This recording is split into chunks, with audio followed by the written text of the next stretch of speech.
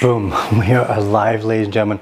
What a wild weekend it has been in the crypto market. I'm not even sure I'm going to be able to fit all of it into a single video, but here we go anyways. So, since we last touched base, not only did FTX halt withdrawals go bankrupt, it then allegedly at least appears that internally they hacked their own system, deleted evidence of all of the internal trading, almost like there was a backdoor between FTX and Alameda Research that allowed them to trade underneath one another without the average auditor and regulator noticing. Then they appeared to maybe jump on a private jet and fly to Argentina because there's a bunch of Cuevitas there. But then there's also news that they are actually detained in the private Bahamian penthouse orgy alleged palace that Sam and Caroline had been struck up in. So I guess if you've got enough money, house arrest is the first stage of getting in trouble. It sounds great. I thought people normally went straight to fucking jail when they did that. The Bahamian Police and Securities Exchange also came out and said, hey, anyone that was able to withdraw funds through the Bahamian KYC, that's not actually what we didn't offer that. So they're going to be looking at all the people who did fake or had some Bahamian to claw back all of those funds.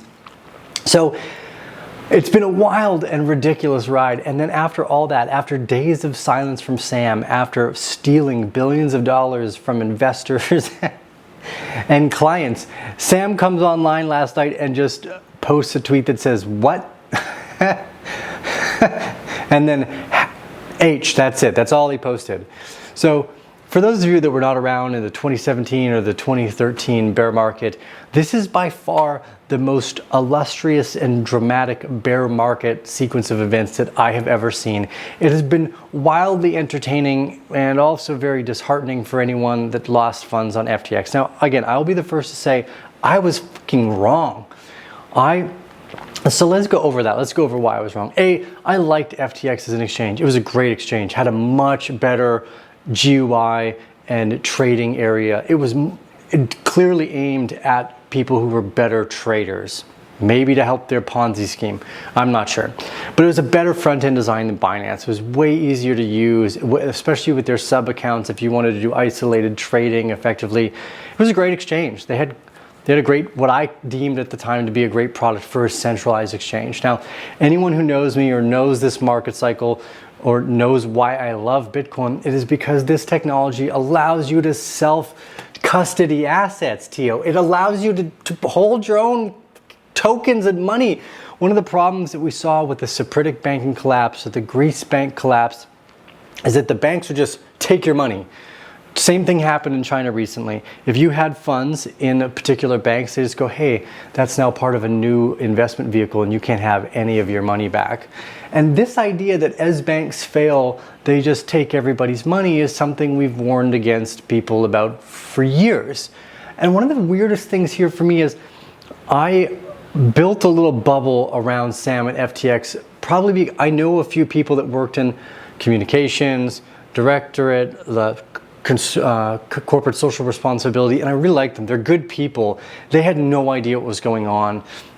And I had associated some of the more positive aspects in the experience that I had had with their group instead of looking deeper at Sam. Now, Sam looked like from the outside, he may have had Asperger's or autism on the spectrum, and maybe he was brilliant.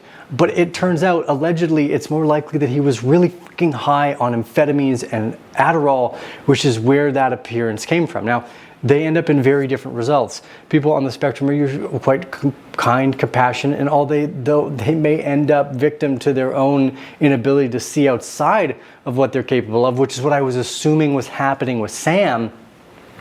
Sam doesn't appear to be that person at all. anymore. And this has been a great lesson for me. Now, considering I've been here for so long, the fact that this is like the first rug pull experience I've ever had, it's actually fucking amazing. Like, I managed to dodge so many bullets to get here, to finally have one go and finally hit me, which is ridiculous. So the BTCE exchange back in 2013 was one of the exchanges I first started using.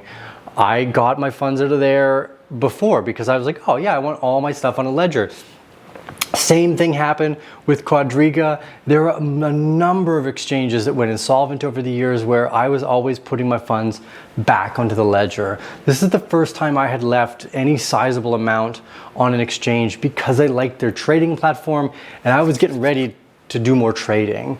And although you know me as never said don't use leverage, don't make trades, and effectively it's better, especially for people that are new to the ecosystem, to make long-term investments that are consistent, where you build conviction over time. I think this is always best for new investors. I got caught up in the hype that was FTX. And one of the most confusing parts about all of this is how I built a bubble around Sam. So normally, especially if you know me, like outside of just talking on YouTube, I fucking hate ESG-based companies. Not because I don't think pollution is a problem, but I think that we're being lied to on a number of levels. Pollution has always been a problem. Humans make discerning choices of like, hey, plastic bags are cheap and effective. If you ever used a paper bag to try to carry your groceries home, you put one thing of ice cream into the bottom of that paper bag, your bag is fucked.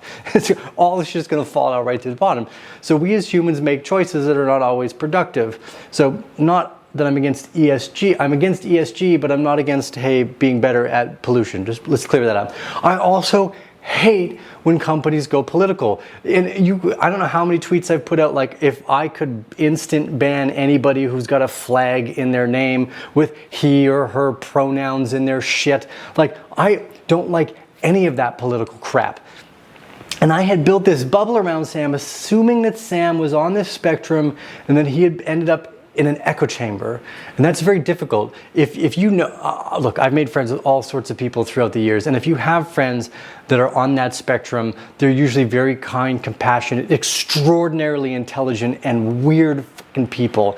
And if they end up in a bubble, they won't know how to exit that because of their relationship with people.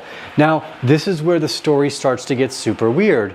The breakdown of what was happening between Caroline Capital and Sam, they may have been allegedly dating. There's some weird, shady stuff going on. There's interviews surfacing, all the blogs that are coming up from both of these individuals.